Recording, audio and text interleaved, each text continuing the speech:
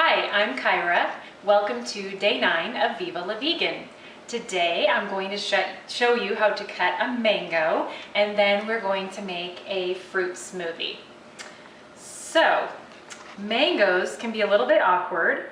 The first thing that you want to do is figure out where the seed is. If you've cut a mango before, you know that the seeds are very big.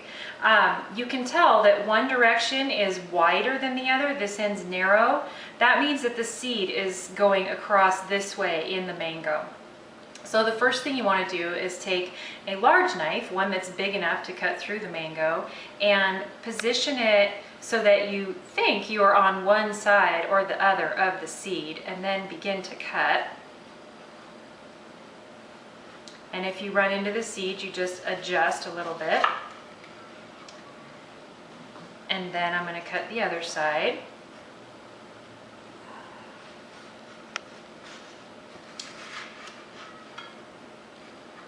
All right, this part of the mango that has the seed around it, you do not want to waste that. You can go ahead and cut around it to get the peel off, and then you can actually cut away some of the flesh from there.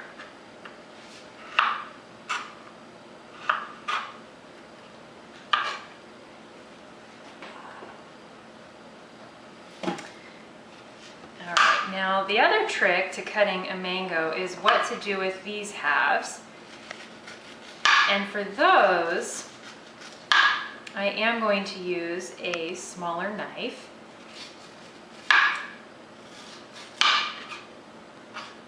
Okay, once I have those, all right, I'm going to switch to a smaller knife for this part and simply score the mango. And by scoring, I mean you're going to cut down, but make sure you do not cut all the way through the skin, and definitely not through to your fingers. Just do it really gently. And you really want to try hard not to go through the skin, because that really makes the difference between it being convenient and not as convenient.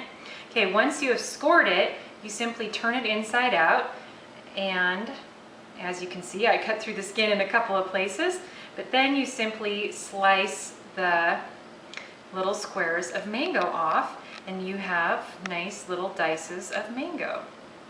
If any of your dices are too big, you can simply cut them a little bit smaller.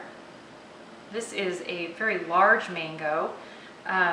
You can tell if a mango is ripe because it will smell like a mango, and it will give a little bit to the touch. It will not be rock solid, but if it's mushy, then it will also not taste good if it's too mushy. If it's too hard, it might be too tart. If it's too squishy, it actually kind of tastes rancid. I don't recommend eating an overripe mango. All right, one more side. We'll go through that again. Again, you want to just cut through, being careful not to cut through the skin, and definitely do not cut through to your hand. If you're worried about that, you could set it on the cutting board like this. I just find that since it's rounded, it kind of fits better. It's a little bit easier to do if it's in my hand. And I did not cut myself, by the way. All right, I'm just going to cut those little bits off. And then we'll get to the fun part, which is making a smoothie. I like to make all fruit smoothies.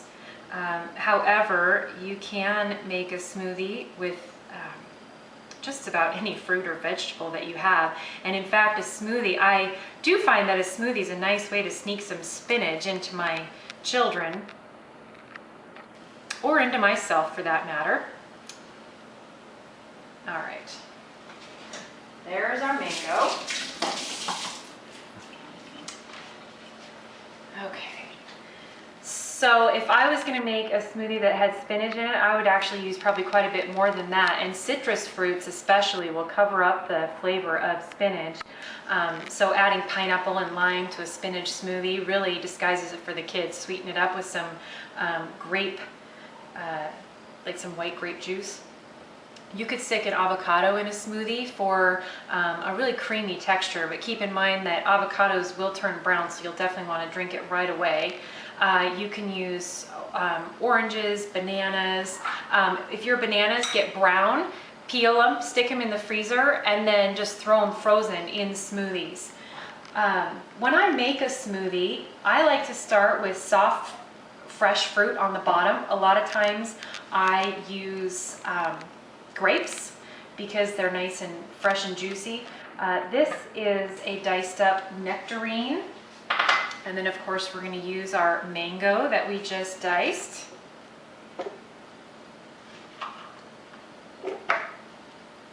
I also like to use frozen fruit in a smoothie. Some people will add ice to make it cold, but I find that if you just add frozen fruit, you don't need to add ice, and it's less watered down.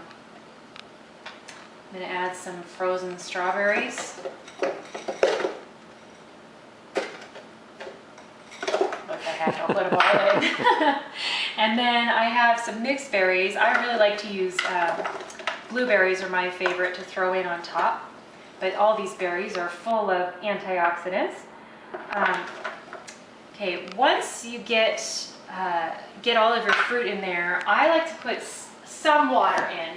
Not a ton of water, because again, I don't want to water it down, but no more than a third water.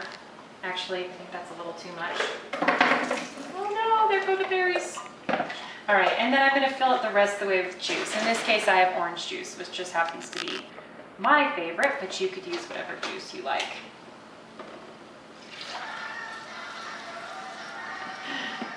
All right, once we get the juice in, then we're going to get the smoothie ready to roll.